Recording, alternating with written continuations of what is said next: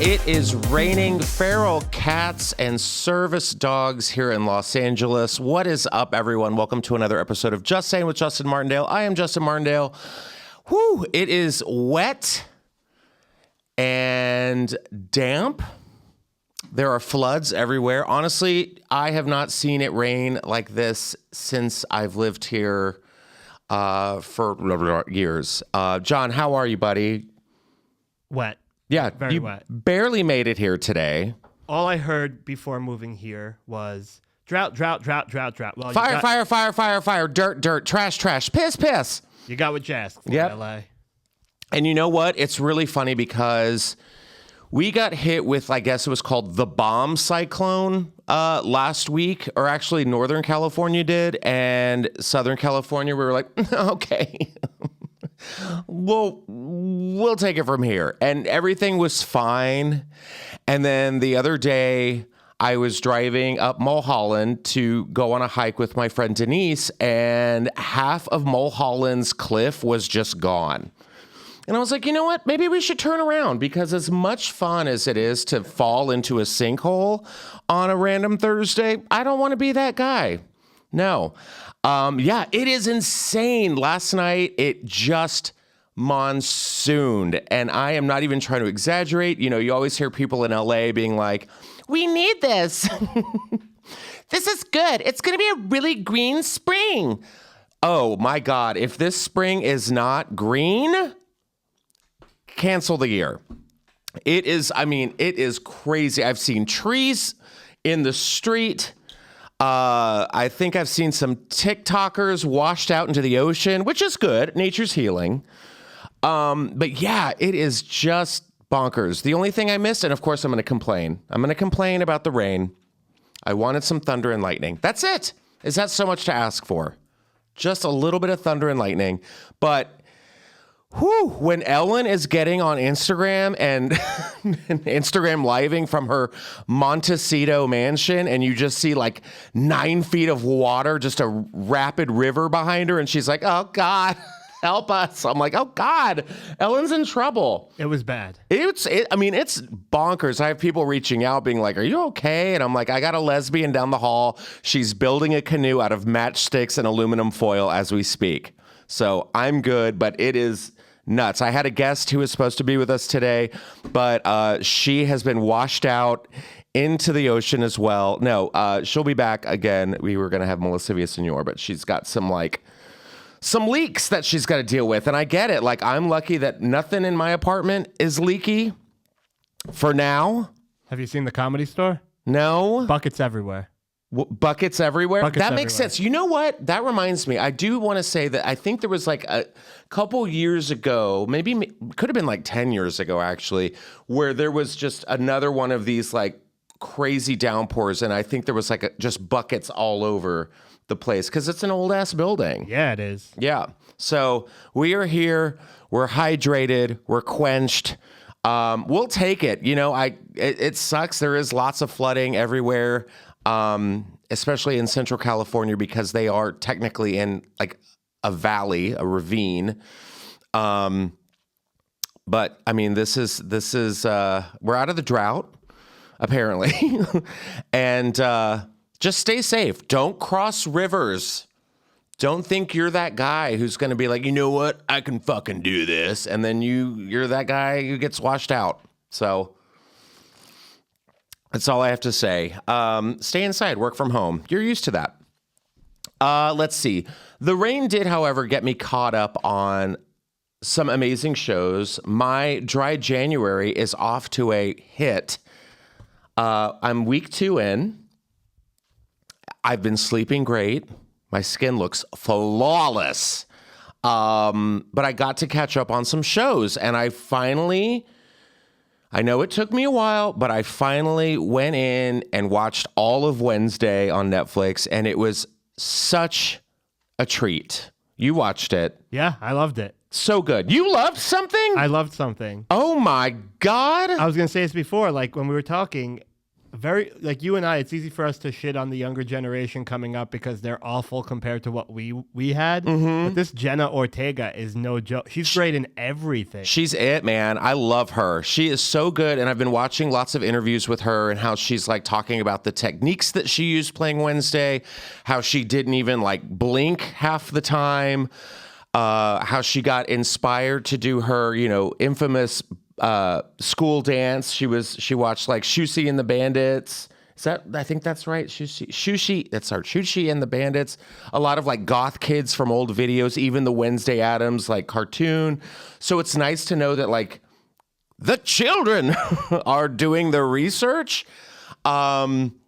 So yeah, I thought it was just great. I love, you know what? And I remember, I think it was a couple podcasts ago where we were talking about like how people were doing what? Complaining about, this version of Wednesday and like how everyone was like, oh, Gomez Addams isn't like hot. I'm like, no, Gomez Addams was like a toad in the comic books. Yeah. And you know who I loved? Catherine Zeta-Jones. Catherine Zeta-Jones, Morticia, was stunning. I loved it. I love that they kept the little nuances between Angelica Houston and who played Gomez in the movie? Raul Julia? Julia, yeah. Just the little like how she would space out and just kind of like give you face and eyes, but she wasn't embodying Angelica Houston. She made it her own. And I just loved just how weird and gothic. You had monsters at a school. I loved what's her name from Game of Thrones, the teacher. I can't even remember her name right now, and I'm sorry, but I've got water on the brain. Yeah, she's great. It starts with a G. Gwendolyn Christie, yes. She, no relation to Kevin Christie, but... Or Chris Christie. Or, yeah, we don't know, 23andMe, that shit. But I just loved her, and I loved that she did some interviews saying, like, this is the most glamorous she's ever felt on camera. And I'm like, yeah, because you're not dressed like a giant albino knight from Game of Thrones. Or in Star Wars, where she wore a stormtrooper helmet the entire time and nobody knew. Nobody knew. Yeah. Show Gwendolyn Christie. I want more of her, and no spoilers, but I'm just like, ugh. But we did get an announcement that they are renewing it for season 2, which I cannot wait. I just loved Thing. I loved the Uncle Fester cameo. I loved just the lore. It was a really fun ride because like the whole time I was watching the show, I'm like, wait a minute, it was a nice little Tim Burton puzzle. And the music was fantastic. I think he worked with Danny Elfman again, who's done like all of Tim Burton's shows, Pee-wee's Big Adventure, Sweeney Todd, anything that's spooky and weird that's Tim Burton related, Danny Elfman's on board. And I just love that they just keep that tradition alive. And I just, 10 out of 10. Also, Christina Ricci, like, I mean, my God. I love when a show tries to redo something. It's not a reboot, and they pay little respect to what came before it. And she must have been fun to have on set. Oh, man. And I love that she kind of let Jenna Ortega, like, make Wednesday her own. But also, I just love, there's a couple moments in the series where I'm like, oh, my God, it's Wednesday and Wednesday. It's just, it was really, really, really well done.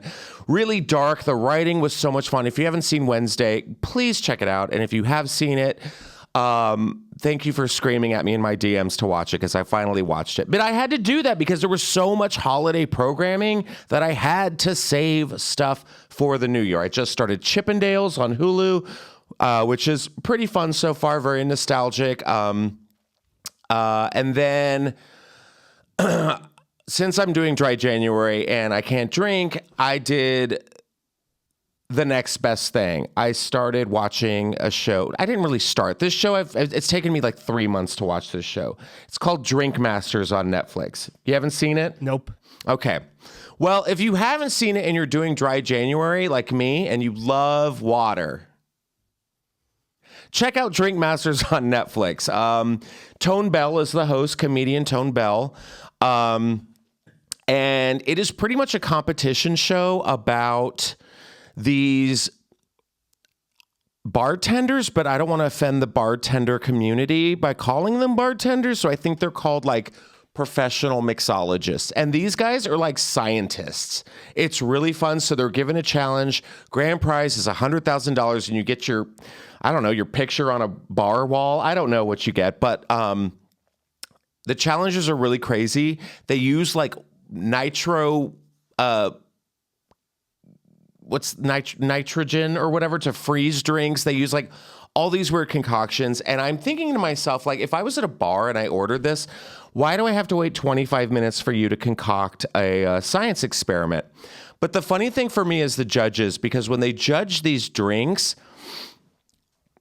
and when they ask the bartenders what inspired them, their drinks, the bartenders will look at the camera and be like, I was inspired by an 18th century Korean poem to make this. It is infused with the juniper berries that were washed ashore in a tsunami back in 1625. I have a birchwood air that I am putting on top, and enjoy. It's kind of amazing. They'll be like, I was inspired by an Appalachian miner's ball sack who was trapped in the mines back in 1863. The ingredients that go into this are crazy. There are several drinks where I'm like, I'd drink this. And then some of them I'm like, this is just pure Drano. But check that out. Drink Masters on Netflix. I haven't finished it yet. Like I said, it's been taking me like 3 months to get through this. It's a good little, like, you know, fill the time. If you need a drink and all you got is LaCroix in your fridge like I do, sit back with a LaCroix, indulge. You're welcome. Now, I did this over the weekend, and I'm very excited to announce this. Megan, the movie. I don't even know where to begin. In the words of Wendy Williams, she's an icon, she's a legend, and she is the moment. Megan came out in theaters and dominated the box office. And I loved it. If you haven't seen it, go watch it. I'm not going to give you guys any spoilers, but John went and saw it as well. And what else? Also, loved it. You loved it as well. 2 for 2. 2023, baby. Oh, my God. New year, new me. Thought it was so much fun. Everybody went in knowing what they were getting into. How many gays were in your theater? I watched it with probably 50% gays. 50% gays? That's good. It is a gay movie. She is a gay icon. I mean, it's not like a gay movie, but like the gays were there. I think the gays showed up more for this than bros. But when I say gay, I mean there were a lot of like lesbian couples. Like not gay, not all dudes. It was a lot of women in there with their girlfriends just living their best lives. Good for you for encompassing the whole community, John. Yeah. It is. It was so funny because I went with my friends and Evan, and we were walking through the theater, and we actually passed a group of guys, and they looked at us, and they were like, Megan? And we were like, oh, yeah, Megan. That's all we... that was the code. We were like, Megan? Oh, yeah, Megan. We went in, and it was so much fun. Of course, you know, Nicole Kidman comes out, and everyone loses their shit like they should, because what? We're American.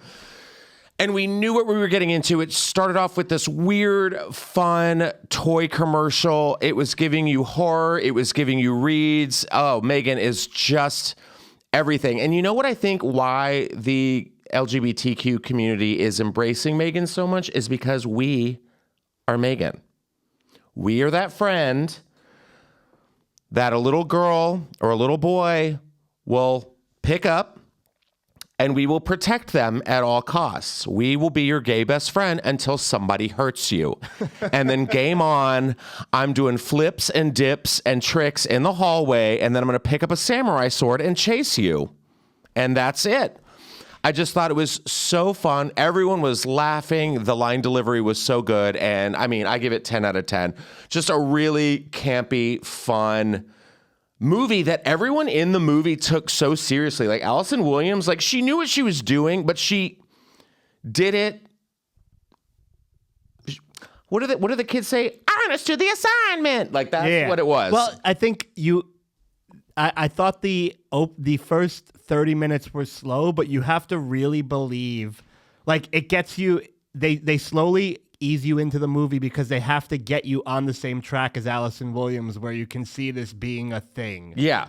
And they do. It worked. I loved it. The gays. There was one particular part at the end, towards the end, where you're reintroduced to a character you met earlier on. I've never seen a group of gays boo in sync like that. Oh, you haven't? You haven't seen it? No, they were. They haven't were seen a very RuPaul's angry. Drag Race talent show ever? No. You haven't seen the Real Friends of West Hollywood They trailer? were furious.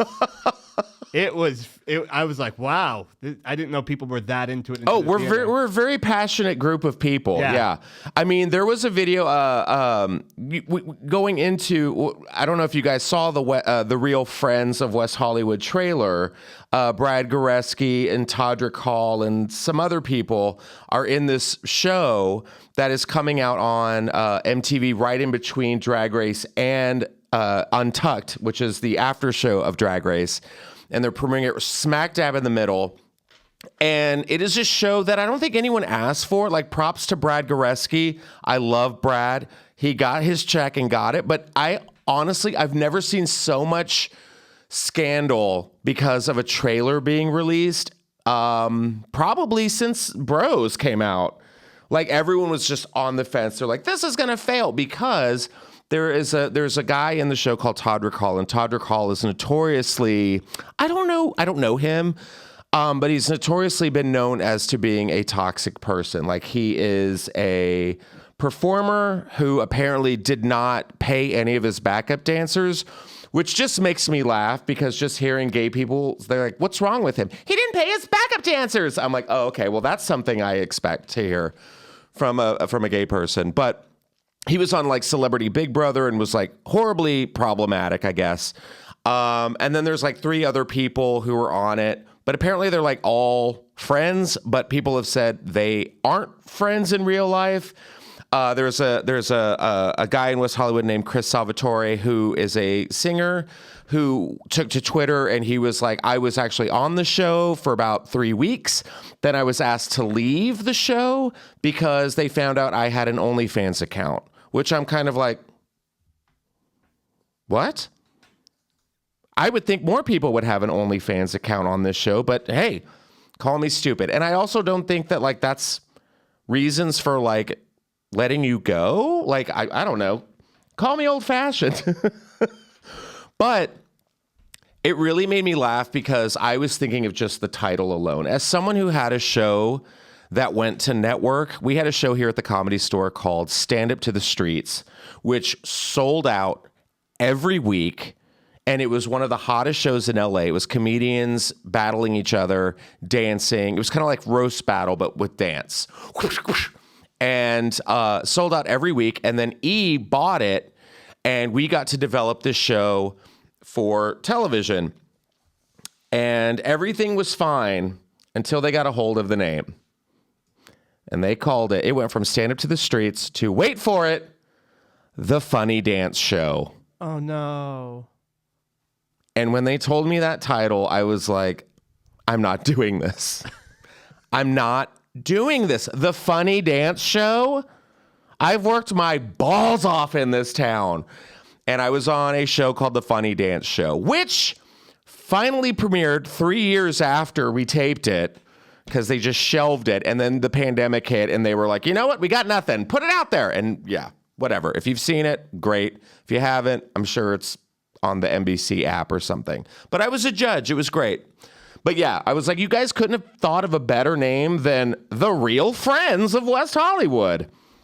Will I be tuning in for 10 minutes and then turning it off immediately and throwing my TV out on the streets? Yes. So I cannot wait. But yes, back to Megan. Oh God, go see it immediately. It's so fun, so campy. It's getting, I mean, she's now in the 4 Horsemen of Dolls apocalypse. We've got Chucky, we've got Annabelle, we've got Megan, and who else is a doll? The boy. Right? Wasn't it the boy? Pinocchio? Not Pinocchio, the boy. It was like the little, like, remember it was like a little doll that like the parents had the like girl come and babysit and it was just a doll. And then you found out it was like the sun in the walls or something. That doesn't count. We have 3. You need to check that out on the horror podcast because I'm pretty sure we're it's in there. covering Wednesday this Thursday. We're releasing the Wednesday episode. Oof.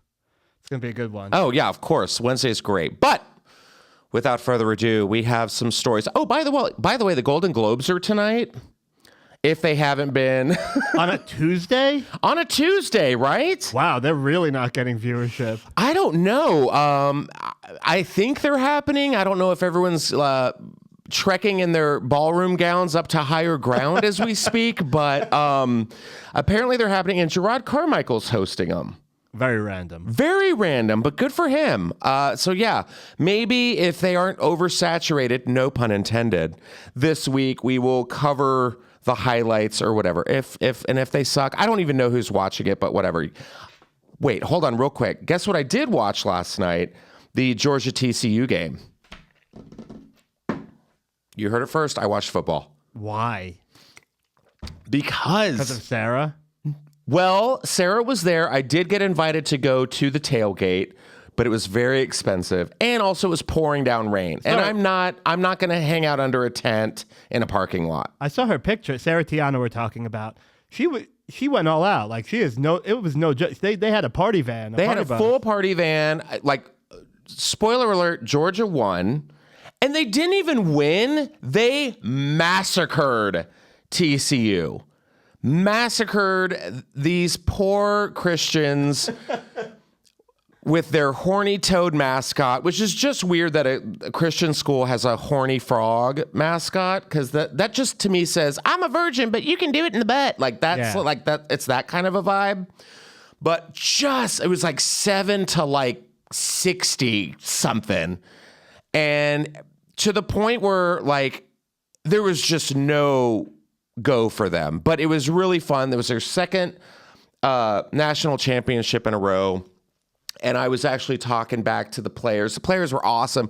Georgia did not go to the SoFi Stadium to make friends, and a lot of their like players had these like weird kind of like gay for pay names. Like it was like Bennett the Fourth or something like that. I was like, okay, we get it. Like, really fun. It was a great game. I made salsa. Anyways, back to the stories of the week. This one I have to just start and praise because Ussy, we have mentioned the word Ussy on the podcast, and a lot of people were like, oh my God, why are you saying this? And I'm not crazy, guys. This is my job. I find the stories and I give them to you. The word Ussy was the 2022 word of the year, according to a bunch of linguists. Okay, if it's a bunch of linguists, I mean, what do we do? I mean, it's a bunch of linguists. And here's the story. As though the times we live in weren't cursed enough, I already like this article, the American Dialect Society just declared the suffix Ussy as the word of the year for 2023. I told you it was 2023, so this is the word of the year. They said this last year, that 2023, this is the word of the year. Over 200 members of the 133-year-old organization participated in the vote, which pitted Ussy against Dark Brandon, Quiet Quitting, Riz, Slava Ukraini, and Special Military Operation. Thankfully, Ussy, which the organization defined as a suffix from pussy, as in bussy, equals a boy pussy, blew the others out of the water with 108 votes. Ben Zimmer, the chair of the ADS Words Committee, wrote in a statement that the word highlights how creativity in new word formation has been embraced online in venues like TikTok. See? TikTok is a plague. The playful suffix builds off the word pussy to generate new slang terms. The process has been so productive lately on social media sites and elsewhere that it has been dubbed ussification. Jesus God. The press release also cited a January 2022 article from Vulture, which discussed the broader ussification of our collective online lexicon from a linguistic perspective. Indeed, the press release also cited a January 2022 article from Vulture, which discussed the broader ussification of our collective online lexicon from a I can't even say this word, a linguistic perspective. There we go. As that piece notes, the origins of Ussy at least partly lay in queer internet circles. Another possible origin for the recent popularization of Ussy lies in where else? Tumblr. According to Know Your Meme, the term thrussy, haven't heard that one, which is exactly what you think it is. What is it? May have originated from a 2017 Tumblr post, which has nearly 300,000 notes and recirculated after the ADS made its announcement, with one user claiming that it did irreparable damage to the English language. Judging from the ADS's decision, that seems to check out, adding to the monumental cultural impact that the other blue hell site has had on our world. So, what is a thrussy? I think if I had to guess, but I'm going to sound disgusting. Like a throat? John. I mean... It is. Is it? Yeah. Because I think the funniest thing to come out of 22 was throat goat. From Kim Petras. Was that her? Because I remember... I'm a throat goat. I'm a throat goat. Okay, well, relax. Didn't they call an old Reagan's wife a throat goat? Oh, yeah. Nancy Reagan was totally the OG throat goat. I cried when I heard that. I know. I had no idea. Speaking of goat. And you know where Wednesday went to school? Nancy Reagan High School. Oh, that's so funny. The throat goat. Speaking of goat.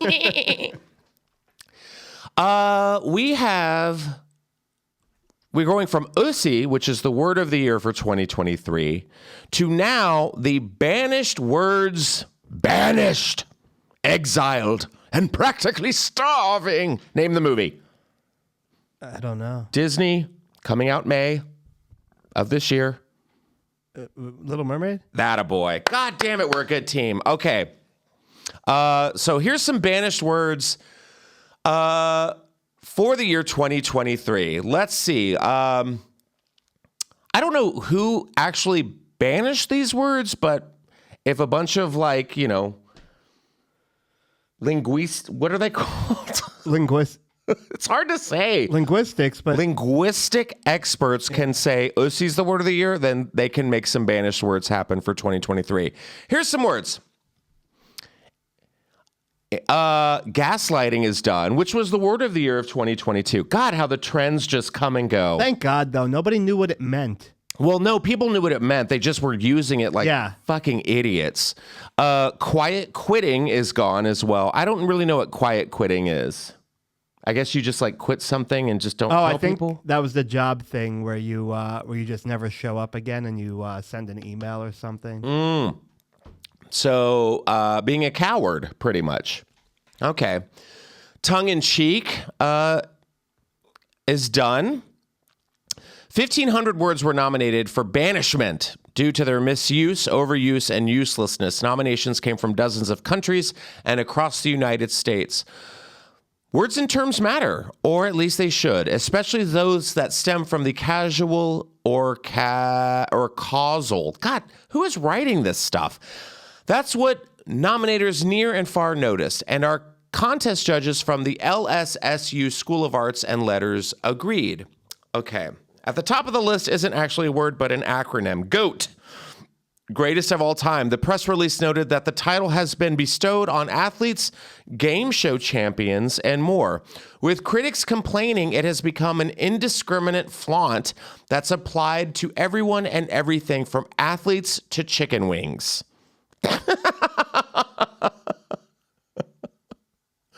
Okay. Next on the list is inflection point, described as a mathematical term that entered everyday parlance and lost its original meaning.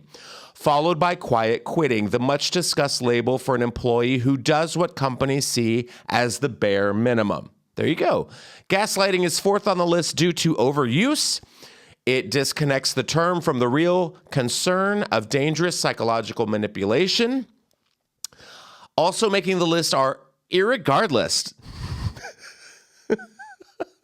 Often incorrectly used in place of regardless, the overused superlatives amazing and absolutely and several common phrases. Moving forward, does that make sense? Ooh, does that make sense? That's a bad one. I've caught myself doing that. I hate does that make sense? Why? Because you're belittling the person you're talking to. No, I always make it clear, like, does that make sense? Because I'm always mumbling nonsense. Like, for me, when I say it, I'm usually like, I don't know if that was, if like the thoughts in my head came out clearly. Are you able to understand the nonsense that just left my mouth? That's how I look at it. Okay, but I feel like if you're actually making sense or trying to validate a point, I feel like people are using does that make sense? Oh, I see what you're saying. Like blah, blah, blah, blah, blah. Does that make sense? Yeah. Like when you say it quickly, Yes, is it I like, heard did you you. understand what I just said? Yes. Yeah. It's very like passive aggressive, It's different for me. It's more bitch like, slap in the face. yeah, it's more like, I don't think I made sense. Yes. Did I? And another term that is banished into the black hole of language is, it is what it is. The last one was banished in 2008, but its resurgence prompted its inclusion again.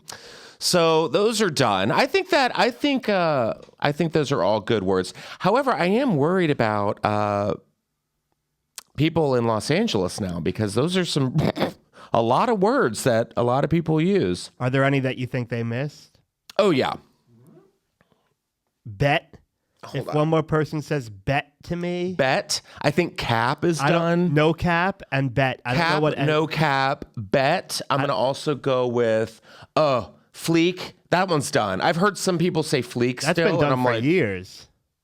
I'm like, oh God. I think cringe can go too. Yeah, cringe is also being misused. Cringe is just like everything's cringe. Like, it's just like, that's so cringe. I'm like, it's really not. No. Like, just step up. Yeah. And here's another one. I'm going to say it. I already said it about Megan. Icon. Yeah. We got to be careful, guys, with who we're calling icons. I'm sticking to my story. Megan's an icon. She's going to be in the horror movie Hall of Fame forever. So she is now truly iconic. But that Subway sandwich maker, not really an icon, who made your BLT sub like perfect for you this week. Not an icon. Yeah, I'll throw in legend with that. Legend. Yeah. Yeah. We need to come up with some better words. I think icon, everyone's like, oh my God, it's so iconic. No, it's not. No, it's okay. What an iconic moment. Was it really? No. You just blacked out on a Friday. Good for you. Grow up. Okay. Now, we can't start this year off without some outrage. And this story came to me last night. And I kind of find it, I find it very funny, actually, because I feel like there was something. Oh, Ghostbusters. Because this is exactly what happened to the Ghostbusters. But now we're dealing with candy. Remember Ghostbusters? Ghostbusters was a wonderful franchise. Ghostbusters 1, Ghostbusters 2. Ghostbusters 2 I found a little more fun than Ghostbusters 1, in my opinion. But now, a couple years ago, they rebranded Ghostbusters with all-female Ghostbusters, and it flopped, right? Have you seen it?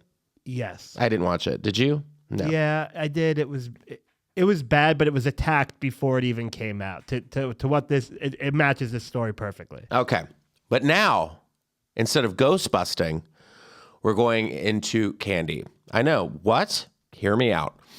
M&Ms has a new all-female package, and it's pissing people off. M&Ms is making a statement with its latest candy pack, which features an all-female set of characters, including Purple. She's a no-nonsense kind of bitch. Why? Because she's purple. Its newest edition, it put the company once again knee-deep into culture wars controversy.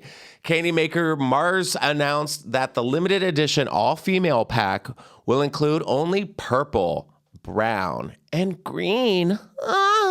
The candy's trio of female characters who are upside down on the package. What? Why are they upside down? Oh, to celebrate women everywhere who were flipping the status quo. Oof. Yikes.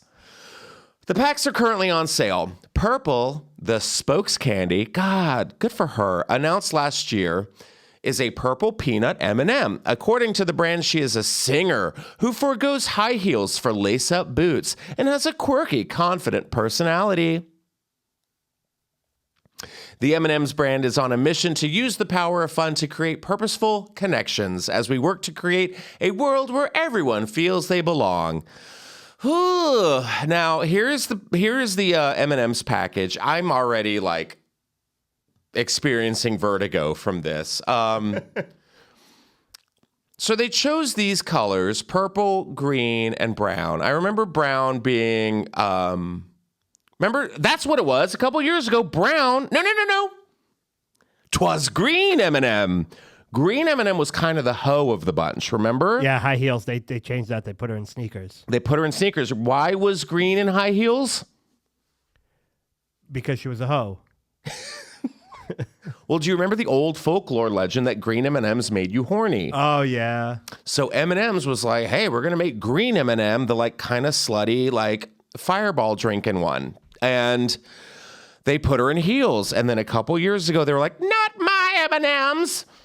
And they put her in a nice Birkenstock lesbian hiking boot. And now she is in flats. And now purple is in I have to like flip myself upside down to see. She is in kind of a chunky, kind of a white Doc Marten boot. Yeah. And brown is like the librarian. She's like she'll let you check the book out, but like pay the late fees when you can, you know? So yeah, I think it's a good color assortment. I like purple, green, and brown. However, do we need this? Nope. I would say yes, we do need this. Only if proceeds go to a women's organization. Are these going to go help with getting homeless women off of the street? Are these going to go to helping single mothers with their kids? What are these for? To make men angry on the checkout line. Exactly. And Republican senators. Yeah, there's no like right-leaning man who's going to see this and say, you know what, I've been wrong. Yeah, just getting straight white men pissed off. What's next? Drag queens reading to children?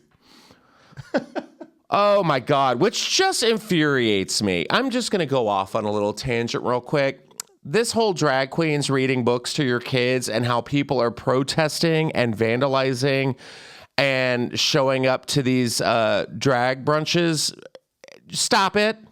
You're trash. There are bigger issues to deal with. And I'm sorry if a man in a wig would rather read to your child than you would to your child. But hey, we're trying to what? Educate the children. And if that's a problem for you, take your kid home and homeschool them. Read to them at night. I don't know. We're reading normal books. We're not reading like one fist, two fists, three fish, blue fists, you know? We're not reading Green Eggs and Lube. We're reading like actual books to your kids. We're not reading to the verse giving tree, you know? Enough. It pisses me off. Like, God, that's what's pissing you off. They're going to groom my children. We're not grooming your children. We're teaching your children how to groom themselves because kids need style. They need to learn about hair product. They need to learn about textures and clothes and fabrics that match.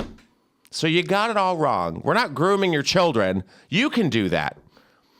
We're teaching your children how to groom themselves to be better people in society, educated with vocabularies that won't get banished next year. We want kids to say things more than just like, absolutely, that's so amazing. Oh my God, cap.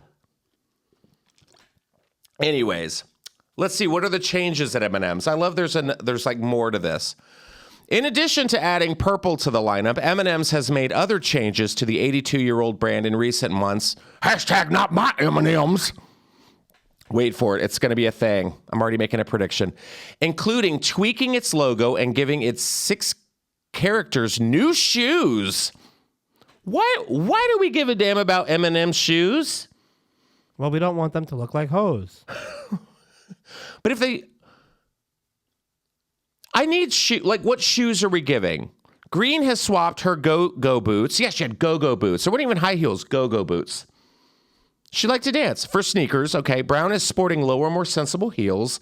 Red and yellow shoes now have laces. Oh, groundbreaking. More sensible is where they lose me. More sensible. Like she does so much physical activity. She was just wearing less sensible shoes. She's a fucking cartoon of a candy. I know. Wait, Orange's shoelaces are no longer untied. You know why? Orange was kind of the... Ditz. He wasn't a dick. No, Red's the dick. Ditz. A what? Ditz. D-I-T-Z. A ditz? Like, Did you say ditz? You can't say ditz anymore. What? It's upsetting to the ditzy community. Oh my God, I'm so He wasn't sorry. a ditz. He was kind of like slow. Oh, wasn't there a clumsy... That's Orange. Oh. He was like, hi, yeah. That was Orange M&M. Sorry, I didn't mean to offend everyone, but look it up. It's there. Now they've tied his shoes. Good for him. He's no longer a... They gave him Velcro. Maybe they did. I hope they gave Orange M&M Velcro. And Blue's shoes, while little changed, resemble what Anton Vincent, president of Mars Wrigley North America, described as a bad version of Uggs. Y'all, I don't know. I'm over it all. It's candy. I know. It's like, calm down. This is what I don't understand. Do they realize that the more they humanize the candy, the weirder people are going to feel eating it? Yeah. What if I don't want an Ugg boot in my mouth? Like you're giving them faces. I don't want to feel like I'm eating a human. Yeah. Yes, exactly. Like, no. Like, yeah. Don't eat us, please, no. We have feelings, no. Eat the orange. Okay. I don't have a problem with people eating M&Ms if they're changing their shoes. Go for it. More power to you. I'm glad they're getting actually like different types of shoes, but my God, we need to focus on bigger issues. And I'm going to bring a story to you that might be controversial. I don't know. Maybe some people are for it. Maybe some people are against it. I'm hoping the latter. I would rather people eat M&Ms rather than what this garbage woman ate. People are disgusted as a woman eats raw salmon on the bus.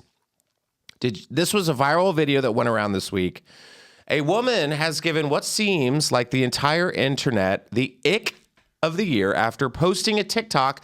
God, see, it always begins with TikTok. It always begins with TikTok. TikTok. TikTok. This woman posted on TikTok of her opening up a packet of raw salmon on the bus and just eating it. While normally it helps to adopt a you do you, bitch approach to these sort of things, we should probably point out that eating raw fish, unless it's sushi or sashimi, is really dangerous. And also, please don't run with scissors. We really can't stress enough that eating raw meat and fish is a bad idea. And the reason stuff like sushi is much safer to eat is because of the way it's been treated since being caught. So just eating some fish you bought raw out of the packaging, heads up, isn't good for you. However, this is exactly what Aggie Day did as she filmed herself cracking open the pack of salmon and sinking her teeth into the raw fish. She posted the video to TikTok asking viewers, anyone else, or am I a wrongin? W-R-O-N-G-E-N. A wrongin? Can we remove that word for 2023? I just think she's a stupid bitch. Agreed. No. And according to the internet's reaction, most are really not on her side here. The internet's reaction was one of almost universal disgust, with plenty of people urging her to get some worm tablets ASAP in case she'd eaten food infested with parasites, which would normally be killed off by cooking the fish. One person branded it minging as a second advised her to make sure you worm yourself frequently, and a third dubbed her Salmon Ella. Not a contestant on Drag Race this season. Not a contestant, but that is a great drag name, Salmon Ella. Or you could just go Sam Anella. That's what I would have done. Others said that they love salmon, but this is a bit far, while plenty pointed out if she wanted to eat the raw salmon, there was a different type she could buy. Okay, whatever. Can we see this actual video of this woman? First of all, I don't even know where to start. Public transportation? No thanks. Okay, here we go.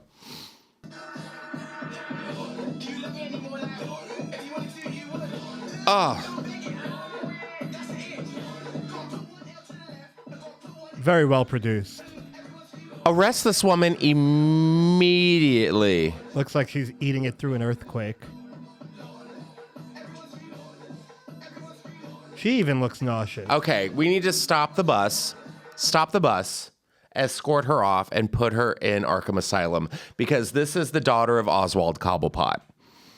This is the Penguin's daughter. She's grown up. She's on TikTok, and she's eating raw fish like Danny DeVito in Batman Returns. This is awful. Two things, maybe more. We'll see. You're on the bus and you open up raw salmon. Absolutely not. There's nothing I hate more. It's like when you're at work and someone's like, hey, I'm going to microwave this last night's branzino, and then the whole place smells like fish. Raw salmon definitely has a smell. There's nothing I hate more than smoked salmon. I mean, I don't eat seafood at all. I can't. The smell for all of it. And I have gotten so much shit for it. Lox, no thank you. I just can't do it. It's just, I've tried. I don't understand why people put salmon on their bagels with cream cheese and capers and sprouts and tomatoes like in the morning. Gross. I'm sorry, I can't do it. It was not part of my breakfast repertoire growing up as a kid. I've tried, guys. I've tried. Salmon, no, this woman needs to be put in a zoo where she belongs, probably with the polar bears or the river otters or something, if she wants to be eating this salmon like a freshwater grizzly. Freshwater grizzly. I don't even know. I just think the mental illness in this country is real, and people are putting it out there, and we are watching it, and we are liking it, and we are subscribing it, and it is just, it's a lot. Ugh, I just like gagged just thinking about smoked salmon. But let's gag a little more, shall we? Gwen Stefani. This article came out in Allure today, and I had to talk about it because it is kind of fascinating, because I found this on Twitter, and the woman who posted this on Twitter was like, this is one of the most bizarre interviews I've ever published. And I'm going to read it to you.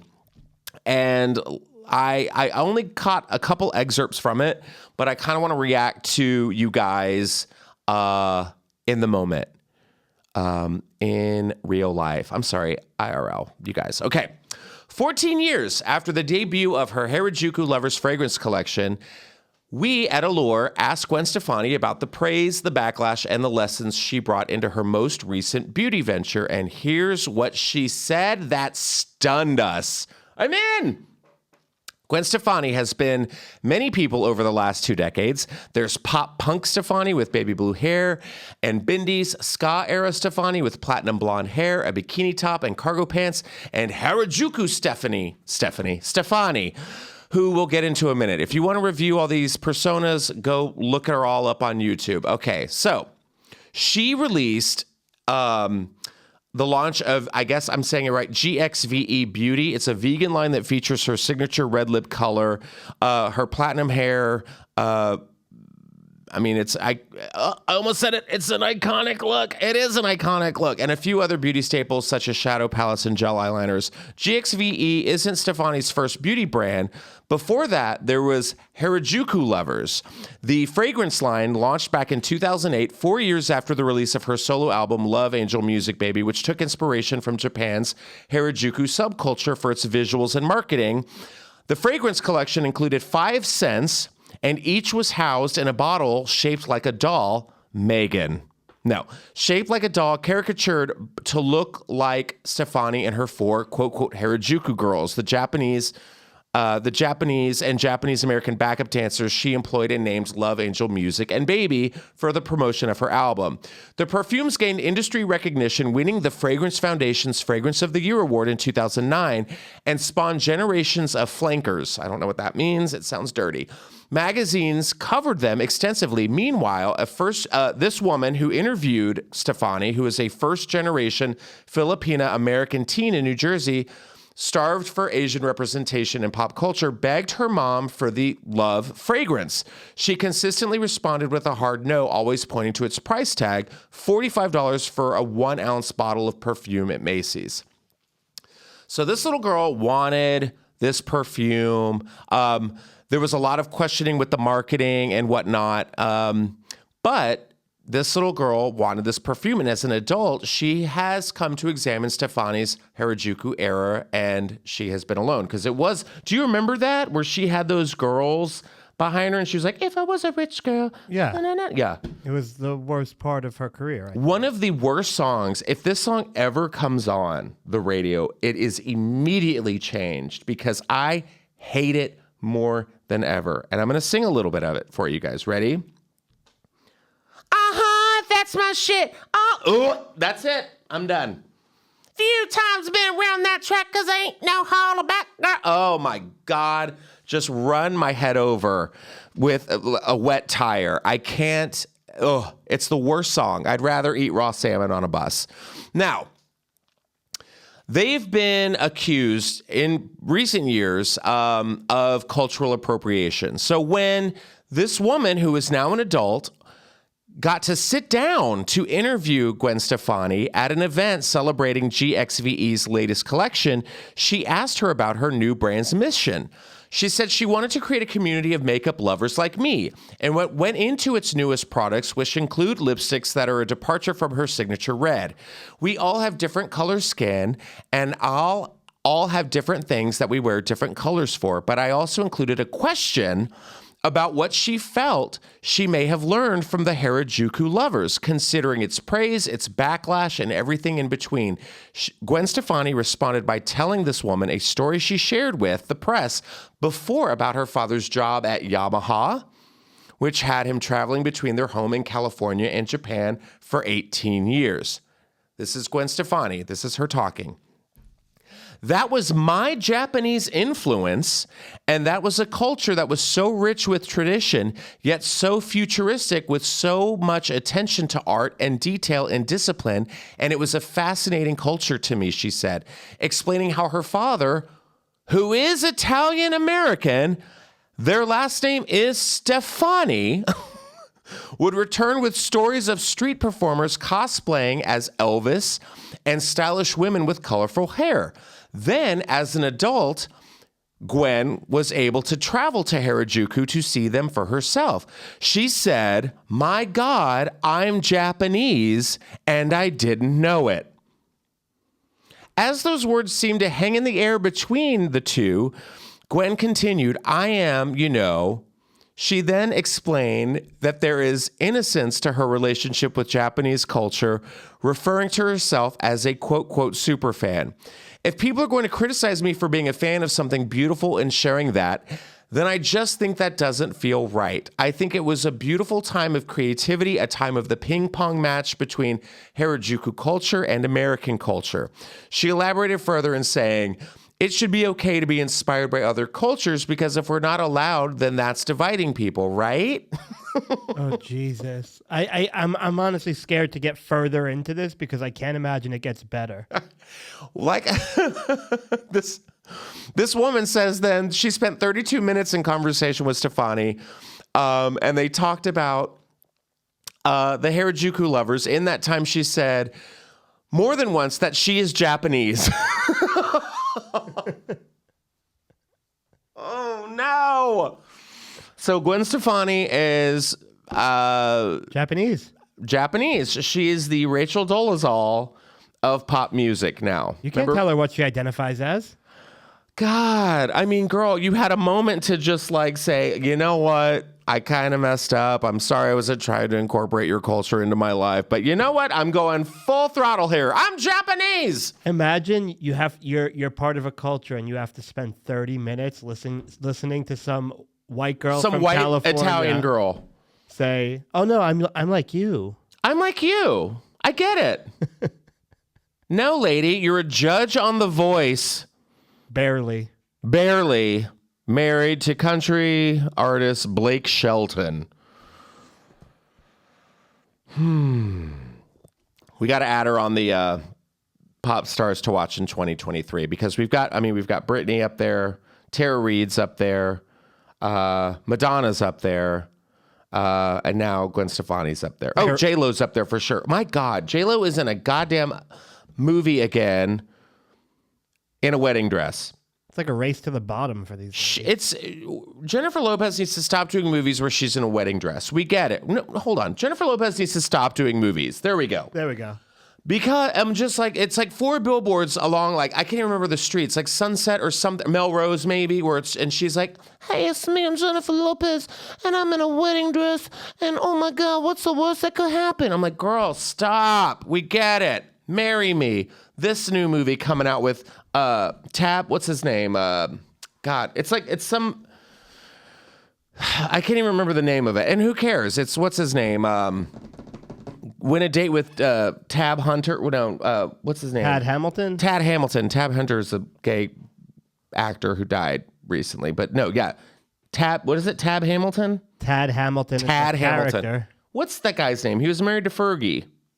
Oh, Josh Duhamel? Josh Duhamel. Yes, Josh Duhamel. Thank you. Josh Duhamel. Yeah, it's Jennifer Lopez and Josh Duhamel in this like rom-com about wanting, oh God, I can't even. Enough. So I guess we're canceling Gwen Stefani for the year because she identifies as Japanese. Whew. Which finally, I mean, I feel like it's been a while. I've wanted nothing more because that damn song, that's my shit. Oh. Na na na na na na na. I've enjoyed music. No. Give me old, No Doubt. Give me that. These are strange times we're living in. This next story, I'm very happy because knew it was coming. Not gonna lie. Noah Schnapp from Stranger Things recently came out. Where? TikTok. TikTok is watching. Now, I was a huge fan of last season's Stranger Things. I'm really excited for this next season, the final season of Stranger Things, which we just found out they're getting a huge bump in their paychecks. I think they're getting like 17 million or something like that. I don't know if that's all of them individually or if they're cumulatively getting $17 million amongst themselves. But it wouldn't surprise me if they're all getting 17 million each. So Noah Schnapp is opening up about his sexuality in a new TikTok. On January 5th, the 18-year-old posted a video discussing the moment he came out as gay to his loved ones. "When I finally told my friends and family I was gay after being scared in the closet for 18 years, all they said was, 'We know.'"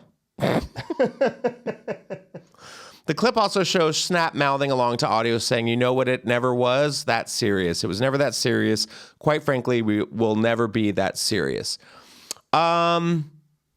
Now, he's been transparent about the fact that his character, Will Byers, is gay, saying in a July interview with Variety about season 4, "It's pretty clear this season that Will has feelings for Mike," which we all got. Remember, he was like, "I love you," and like turned away and looked in the window, and he's like, "Oh, God." Now it's 100% clear that he is gay and he does love Mike. The actor also supported GLAAD's Together movement at the 2017 MTV Movie and TV Awards, where he wore an ampersand ribbon in solidarity. However, this is the first time Schnapp has ever publicly announced his sexuality. I guess I'm more similar to Will than I thought. Also in the interview, Schnapp says he hopes Stranger Things' 5th and final season will have a coming out scene. Perhaps his new revelation will convince the writers to include that moment to reflect both the actor and his character's journeys. Now, I called this. I called this on stage. I remember when Stranger Things came out, and I was like, Will's gay. Will's gay. First of all, we knew you were gay. Why? Because you had that haircut. Also, your mom was Winona Ryder. Ally. You know? Winona Ryder, come on now. If your mom's Winona Ryder, you're gay. And coming from experience, I knew Will was gay the moment he felt that cold breeze on the back of his neck. All his friends are playing sports, basketball, football. They're all like playing Dungeons and Dragons and shit. And Will's like, oh, there is a cold breeze on the back of my neck. Gay. Yep. When you feel the cold breeze of Vecna's veiny hands on your neck, you're gay. I felt it just now. It's all too familiar. So I'm very proud of him. I like that. Also, it kind of pisses me off because he's like, I've been in the closet for 18 years. How old are you, 18? He didn't have to go through it. He didn't have to take a girl with him to spring break and lay down in the bathroom of your hotel room with a bottle of coconut lotion and just try to get through it. 18. And then his parents were like, we knew. Yeah. And also they don't care. Why? Because you're the breadwinner of the family. You get to be whatever you want to be. Oh yeah, girl, go. Go. Come on, Stranger Things. So I'm happy for him. I think that's great. And we need more visibility. I think it's great. However, we need less visibility of shit like this. Alec Baldwin, who is famous for shooting someone on the set of Rust movie, went to Instagram, which I'm a huge Alec Baldwin fan. I think he's been through it. He's like the white Nick Cannon. He's got like 58 children. But he went to Instagram this week, and it was just the weirdest, I want to say the C word, but I don't want to because we've banished it at the top of the show. Cringiest. It's in my vernacular. I have to get it out. Maybe I should eat a piece of raw salmon. It's just awful. He is on Instagram. And you know what? Let's just play it. Can we play it? Here we go. Hey, everybody. It's December. Do that again. Hey, everybody. It's January 5th. He forgot the date. The day before my wife's birthday. It is my wife, Ilaria's birthday tomorrow, January 6th. Insurrection Day. We don't attach the same significance to January 6th that other people do. I do. I just say it's Ilaria's birthday. I would like to ask you a favor.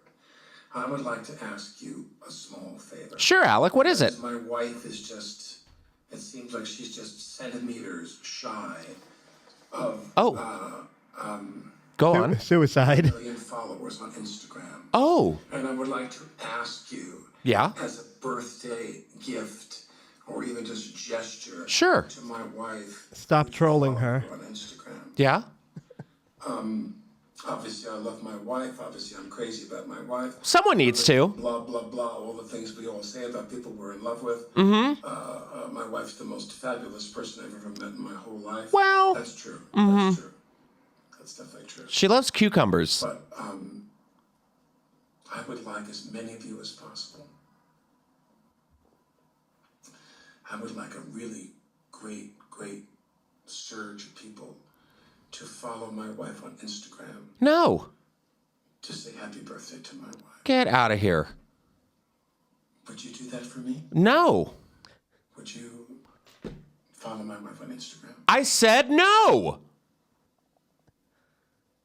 Please. Thanks. I'll think about it. My God, how sad is that? That made me upset. I'm more upset about that Than him shooting someone? Yeah. God, I know. I'm like, what? You're begging your fans to follow your wife? Oh. God. I want to put on like Mazzy Star right now and be like, fade into you. Sad. That is so sad. So sad. Guys, don't beg. Don't beg for people to follow. That just makes me go, okay. She's running that family. Oh, yeah. What would have been great is if he had like pulled out an upside down bag of female M&Ms and then begged. Then I would have been like, okay, Purple changed her shoes. I'm in. That was a very lazy ask. Just weird, right? And guess what? Hilaria Baldwin reached 1 million followers. Thank God. How embarrassing would that have been? If she didn't, that would have been awesome. They're like, I'll show you. No. Well, good for her. I'm glad she got 1 million followers. That's so weird to me.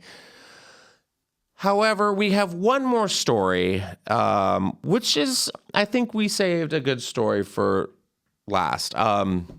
It begins with she who shall not be named, Taylor Swift, the oatmeal of pop music. Taylor Swift's cat became the world's third wealthiest pet with a net worth of $97 million. Now, I didn't know there was such a thing as rich pets. There was a list of rich pets that have been listed. Taylor Swift's cat, Olivia Benson, was ranked third with a net worth of $97 million. This is I guess a article that publishes annually the richest cats of Instagram. God. So Olivia Benson is the cat, and it is in third place as the richest cat. At the fourth place, behind Olivia Benson, which is just weird. That is a human name.